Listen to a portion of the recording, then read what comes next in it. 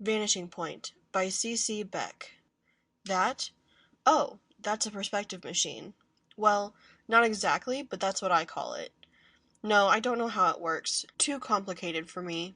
Carter could make it go, but after he made it, he never used it. Too bad. He thought he'd make a lot of money with it there for a while he was working it out.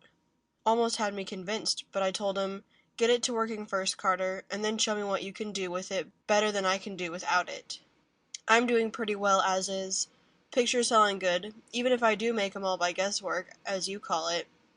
That's what I told him. You see, Carter was one of them artists that think they can work everything out by formulas and stuff. Me, I just paint things as I see 'em. Never worry about perspective and all that kind of mechanical aids. Never even went to art school. But I do all right. Carter, now, is a different sort of artist. Well, he wasn't really an artist, more of a draftsman. I first got him in to help me with a series of real estate paintings I'd got an order for. Big aerial views of land developments and drawings of buildings, roads, and causeways, that kind of stuff. Was a little too much for me to handle alone, 'cause I never studied that kind of things, you know? I thought he'd do the mechanical drawings, which should have been simple for anybody trained that way, and I'd throw in the colors, figures, and trees, and so on. He did fine. Job came out good, client was real happy. We made a pretty good amount on the job, enough to keep us for a couple of months without working afterwards. I took it easy, fishing and so on, but Carter stayed here in the studio working on his own stuff. I let him keep an eye on things for me around the place, and just dropped in now and then to check up. The guy was nuts on the subject of perspective. I thought he knew all there was to know about it already, but he claimed nobody knew anything about it, really. Said he'd been studying it for years, and the more he learned about it, the more there was to learn. He used to cover big sheets of paper with complicated diagrams trying to prove something or other to himself. I'd come into the studio and find him with thumbtacks and strings and stuff all over the place. He'd get big long rulers and draw lines to various points all over the room and end up with a little drawing of a cube about an inch square that anybody could have made in a half a minute without all the apparatus. Seemed pretty silly to me. Then he brought in some books on mathematics and physics and other things, and a bunch of slide rules, calculators, and junk. He must have been a pretty smart guy to know how to handle all those things, even if he was kind of dopey about other things. You know, women and fishing and sports and drinking. He was lousy at everything except working those perspective problems. Personally, I couldn't see much sense to what he was doing. The guy could draw all right already, so I asked him what more did he want. Let me see if I can remember what he said. "I'm trying to get at things as they really are, not as they appear," he said. I think those were his words. Art is an illusion, a bag of tricks. Reality is something else, not what we think it is. Drawings are two-dimensional projections of a world that is not merely three, but four-dimensional, if not more, he said. Yeah, kind of a crackpot, Carter was. Just on that one subject, though. Nice enough guy otherwise. Here, look at some of the drawings he made working out his formulas. Nice designs, huh? Might make good wallpaper or fabric patterns. Real abstract. That's what people seem to like. See all those little letters scattered around among the lines? Different kinds of vanishing points they are. Carter claimed the whole world was full of vanishing points. You don't know what a vanishing point is? Let me see if I can explain. Come over to the window here. You see how that road out there gets smaller and smaller in the distance? Of course the road doesn't really get smaller, it just looks that way. That's what we call a vanishing point in drawing. Simple, isn't it? Never could understand why Carter went to so much trouble working out all those ways to locate vanishing points. Me, I just throw 'em in wherever I need 'em. But Carter claimed that was wrong. Said they were all connected together some way, and he was going to work out a method to prove it. Here's a little gadget he made up to help his calculations. Bunch of discs all pivoted together at the center. You're supposed to turn 'em around so the arrows point to the different figures and things. Here's a square root sign. I remember Carter telling me that. This one is the tangent function, whatever that means. Log there is short for logarithm.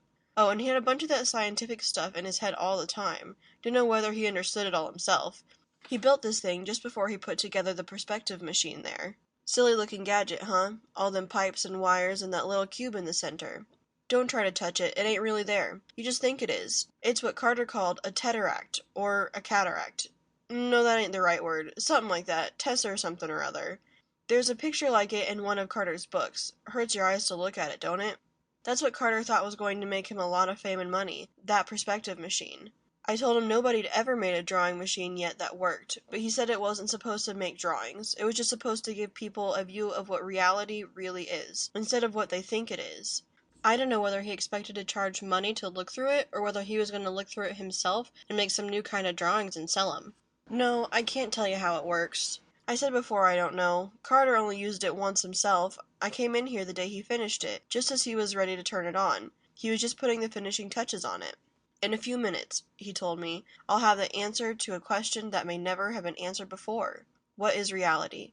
Is the world a thing by itself and all we know is illusion? Why do things grow smaller the further away from us they appear? Why can't we see more than one side of anything at a time? What happens to the far side of an object?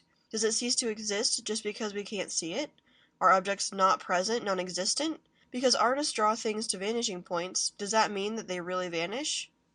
A whack, that's what he was. Nice guy, but sort of screwy. He kept saying more goofy things while he was finishing up the machine, about how he'd figure out that all we knew about vision and drawing and so on must be wrong, and that once he got a look at the real world, he'd prove it. How about cameras? I asked him. Take a picture with a camera, and it looks just about the same as a drawing, don't it? That's because cameras are built to take pictures like we're used to seeing them, he said. Flat, two-dimensional slices of reality, without depth or motion. Even 3D moving pictures? I asked. They're closer to reality, he admitted, but they are still only cross-sections of it. The shutter of a movie camera is closed as much of the time as it is open. What happens in between the times it's open? You know, he went on, people used to think matter and motion were continuous, but scientists have proved that they are discontinuous. Now some of them think time may be too. Maybe everything is just imaginary and appears to our senses in whatever way we want it to appear. We are so well trained that we see everything just as we are taught to see it by generations of artists, writers, and other symbol makers. If we could see things as they really are, what might happen? We'd probably all go nuts, I told him. He just smiled. Well, here goes, he said. It's finished. Now to find out who is right. The scientists and philosophers who say reality is forever unreachable, or the artists who say there isn't any reality, that we make the whole thing up to suit ourselves. He moved one of those pointers you see there and squinted around at the different scales and dials and then stepped back. That little Tessie thing appeared, real small at first, just a point. You could hardly see it. I couldn't see anything else happening, and thought he was going to do something else to the machine. I turned to look at Carter and saw his face was white as a sheet. Good God, he says, just like that. Good God, that's all. Well, I says to him, who was right, the scientists or the artists? The artists, he sort of screeches. The artists were right all the time. There is no reality. It's all a fabric of illusion we've created ourselves, and now I've ripped a hole in that. He gives a strangled hoot and goes hightailing out of here like something was after him, jumps in his car, and roars off down the road and disappears. Now, I don't mean he really disappeared. Are you nuts? Just roared on down till he got so small I couldn't see him no more. You know, the way things do when they go further and further away. Happens every day. That's what us artists mean by perspective. The machine? Well, I don't know what to do with it. If Carter ever comes back, he might not like my getting rid of it. I was thinking maybe I'd put it in the hobby show at the county fair next week, though. You notice how that funny-looking cube inside there gets bigger every time you look at it? There, it just doubled its size again, see? People at the fair ought to get a big kick out of that. No telling how big it'll get with all those people looking at it. But come on, let's go fishing. We'd better hurry or it'll be too late. End of Vanishing Point by C.C. Beck. Recording by Madeline Peck.